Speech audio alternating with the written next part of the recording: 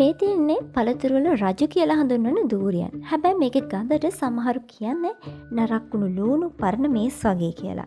අද අපි මේ ආందోලනාත්මක පළතුරු ගැන පුදුම හිතෙන කරුණු ටිකක් බලමු.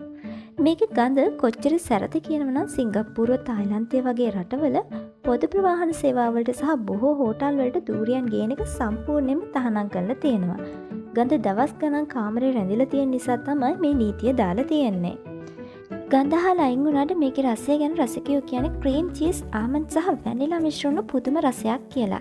බ්‍රිතාන්‍ය ජාතික ස්වභාව විද්‍යාඥයෙක් වුණ ඇල්බර්ට් රසෙල් මේකේ රසය ආමන්ඩ් රස කළ ක්‍රීම් කස්ටර්ඩ් එකකට සමාන කළා. මේ දූරියන් ගෙඩි හරිම බරයි. වලූරන් වගේ සත්තු ආකර්ෂණය කරගන්න තියෙන කටු නිසා ගස් යට වැඩ කරන මිනිස්සු ආරක්ෂාවට හෙල්මට් පාවිච්චි කරනවා. ගෙඩියක් ඔලුවට වැටුනොත් හරිම මාරාන්තිකයි. ගඳ කොහොම වුණත් දූරියන් කියන්නේ පෝෂ්‍ය පදාර්ථ ගොඩක් තියෙන පළතුරක්. ඔයාලා දූරියන් කන්න ආසයිද? එහෙනම් ඔයාලගේ අත්දැකීම පහලින් කමෙන්ට් කරගෙන යන්න අමතක කරන්නත් එපා.